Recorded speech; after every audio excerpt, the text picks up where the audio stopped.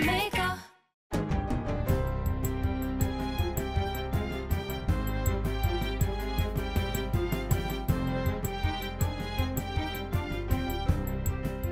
Good day, I'm Stephen McHugh, and this is your JIS News for Thursday, June 15. Prime Minister Andrew Holness is assuring the investment community that government will act decisively to tackle crime and secure a better future for the island, sharing that numerous publications have placed Jamaica as a top-performing island in business friendliness. Mr. Holness says the only obstacle in the way of growth is crime. We know that crime is a significant drag on the economy, a significant drag on people who are working hard and making their investment. But do not be deterred. The government will stand with you and provide you with the necessary security. The Prime Minister was speaking at Wednesday's groundbreaking ceremony for Phase 1 of the Hampshire Housing Development in New Kingston. The 66-unit real estate project is Guardian Life Insurance Group's first investment in housing and is slated to be completed in November 2018.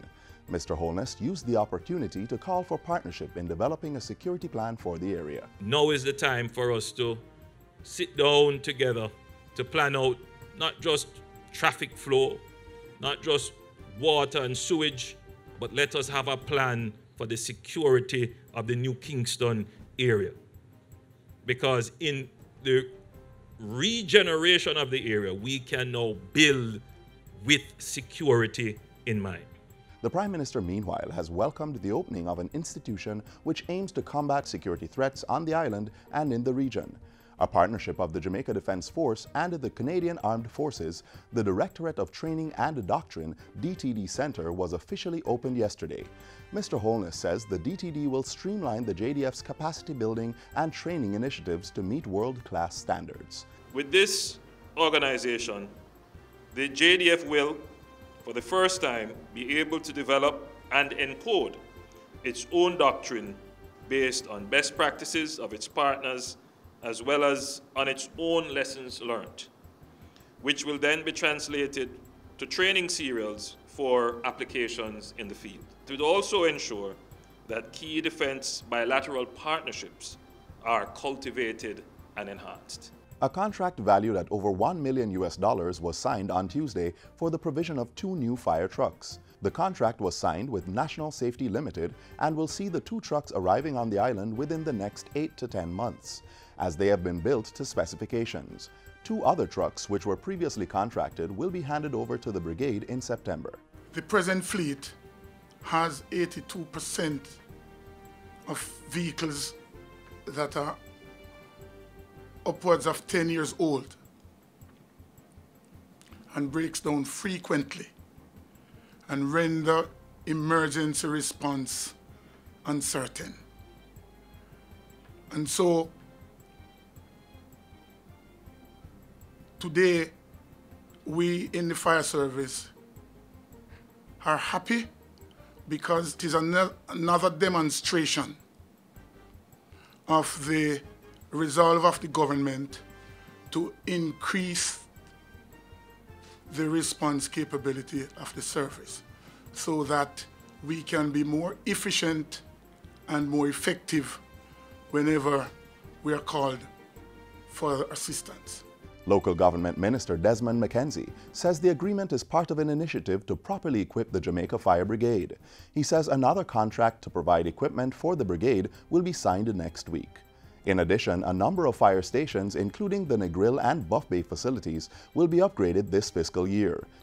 Over the last couple of weeks, we have seen increase in bushfires in certain parishes across the island. We have the unfortunate fire at the Redemption Ground Arcade. But what we are seeing is an increase, more demands on the fire service. There are a number of stations across the island that is without a working fire unit as we speak. It is the intention of the government to correct it. In other news, the local government minister has called a multi-sectoral meeting to address illegal vending in Halfway Tree St. Andrew. Minister Desmond McKenzie says stakeholders and media reports have expressed concerns about wanton vending in the capital. The meeting, which is scheduled for the next 2 weeks, will include the police, the Kingston and St. Andrew Corporation, the National Solid Waste Management Authority, and the Jamaica Urban Transit Company. What exists in Halfway Tree now cannot allow to continue. The government is prepared to take the steps that are necessary to correct the problems in Halfway Tree. Minister McKenzie was speaking at Tuesday's handing over of 4 new trucks to the NSWMA. They were bought by the ministry at a cost of over $80.2 million. Thus far, the government has provided 13 of the 28 trucks to be commissioned into service this year. The Industry Ministry is conducting a review of the micro, small, and medium-sized enterprise, MSME, and entrepreneurship policy. The review is to make the policy more effective and is to be completed by year-end. The policy was first adopted by Parliament in 2013 as a framework for the implementation of strategies to support the growth and development of the sector.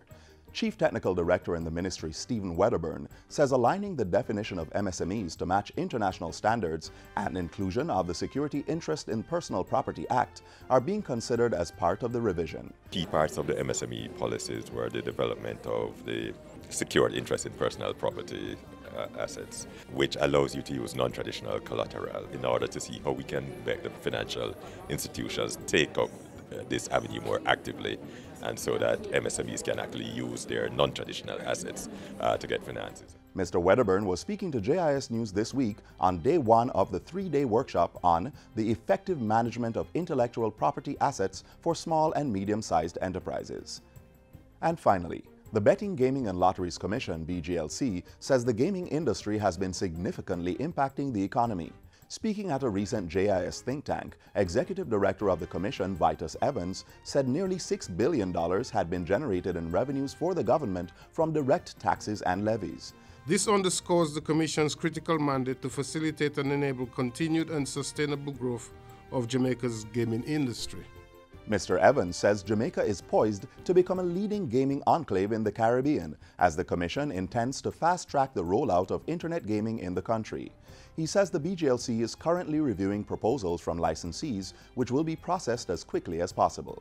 In 2015, the online gaming market had a volume of $39.9 billion.